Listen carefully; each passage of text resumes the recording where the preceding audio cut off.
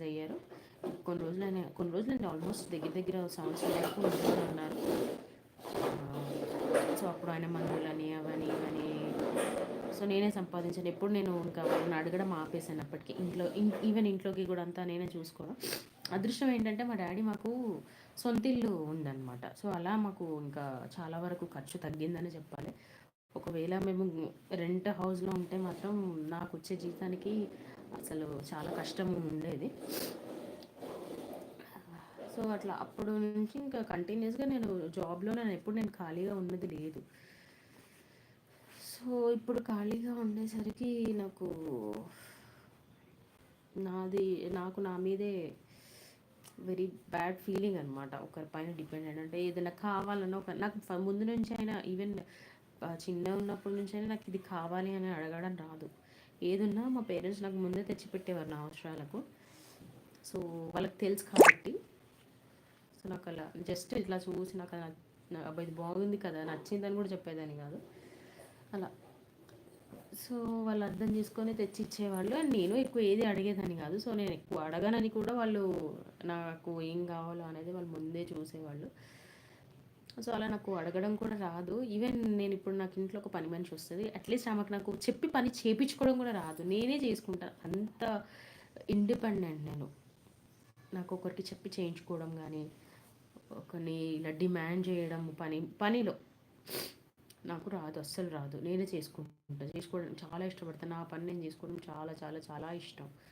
So ఇప్పుడు మా husband ఒక్కరే కష్టపడుతున్నారు, మేమందరం కూర్చొని తింటున్నాము అనే ఒక ఫీలింగ్. సో దాని నుంచి బయటపడదాము అని ఇంకా ఇన్వెస్ట్మెంట్ ఆల్రెడీ ఒకసారి చేయించాను మా వారితో. శారీ బిజినెస్ చేద్దామని ఆన్లైన్లో జిఎస్టీ అన్నీ చేశాను, ఆన్లైన్లో చేద్దాము అని. బట్ అప్పుడు ఏంటంటే మీషోలో ఇప్పుడు ఈజీగా ఉంది సెల్ చేసుకోవడం. ఏంటి అంటే జస్ట్ యూఏఎన్ నెంబర్ ఉంటే సరిపోతుంది, జిఎస్టీ మ్యాండేటరీ కాదు అని.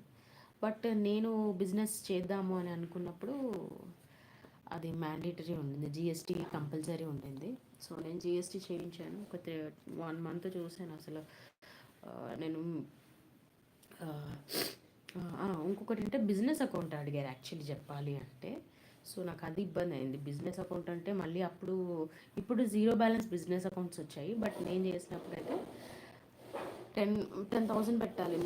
ఆల్రెడీ నేను ఇక్కడ ఇన్వెస్ట్ చేయించాను, మాకు ప్రాబ్లం ఉన్నప్పటికీ నేను చేయించాను, ఇప్పటికైనా యూజ్ అవుతుందని. బట్ అది అవ్వలేదు.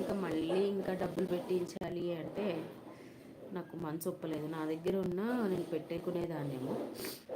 సో అలా ఫ్లిప్కార్ట్ అమెజాన్లో పెడితే వాళ్ళు ఫస్ట్ మీకు ఎక్కువ ప్రమోషన్ అవ్వాలి అంటే మీరు డబ్బులు కట్టాలి. అంత డబ్బులు ఉంటే నేను మీ దగ్గర అందుకుంటాను, మా ప్రాబ్లమ్ నేను సాల్వ్ చేసుకుంటాను అనుకుని ఇంకా జిఎస్టీ సెల్లింగ్ ఆపేసేసాను. సో చూడగా యాక్చువల్లీ నేను ఇది ఎప్పుడో చెయ్యాల్సింది, బట్ అప్పుడు ధైర్యం చేయలేదు. ఒకవేళ నేను అప్పుడే చేసుంటే ఇప్పటికి ఎప్పుడో ఫేమస్ అయ్యేదాన్నేమో అని అనిపిస్తుంది నాకు. ఏం చేస్తాం, ఏదైనా ఇక్కడ రాసి ఉండాలి, టైం రావాలి దేనికైనా. మొన్నటి వరకు కూడా వీల్స్ రావట్లేదు, అది ఇది అని చాలా బాధపడ్డాను. వీడియోస్ ఆపేద్దాము అనే స్టేజ్కి వచ్చేసాను యాక్చువల్లీ చెప్పాలి అంటే. బట్ తర్వాత అనుకున్నాను, ఇప్పుడు మనం డబ్బులు పెట్టి చేసిన దానికి ఎంతో కష్టపడతాము, ఎంతో మన సాయశక్తిలో ప్రయత్నిస్తాము. మరి డబ్బులు పెట్టకుండా చేసేదానికి కష్టం ఒకటే కదా మనం ఖర్చు చేసేది అని చెప్పేసి ఇంకా మళ్ళీ నాకు నేనే రియలైజ్ అయ్యి నన్ను నేను మోటివేట్ చేసుకొని మళ్ళీ వీడియోస్ చేయడం స్టార్ట్ చేశాను. రాకపోండి, ఇంట్లో ఖాళీ కూర్చునే బదులు అట్లీస్ట్ సాటిస్ఫాక్షన్ అని ఉంటుంది కదా, something I'm doing, I'm trying అని. సో అందుకే చేస్తున్నాను. చూద్దాం ఆ దేవుడు ఎప్పుడు దయతలుస్తాడో. సో మీరేమంటారు? మీ ఒపీనియన్స్ ఏంటి? ప్లీజ్ కమెంట్ చేయండి, మాట్లాడండి. మా చాట్ బాక్స్లో మాట్లాడుకుందాం. మీకోసమే లైవ్కి వచ్చాను. అంత పని ఉంటుంది ఖచ్చితంగా. వర్కింగ్ ఉమెన్ అంటే పని ఉంటుంది. చిన్నపిల్లలు ఉన్నప్పుడు అయితే ఇంకా చాలా చాలా పని ఉంటుంది. బట్ అవన్నీ పక్కన పెట్టుకుని అవి చేస్తూనే మీతో మాట్లాడుతున్నాను.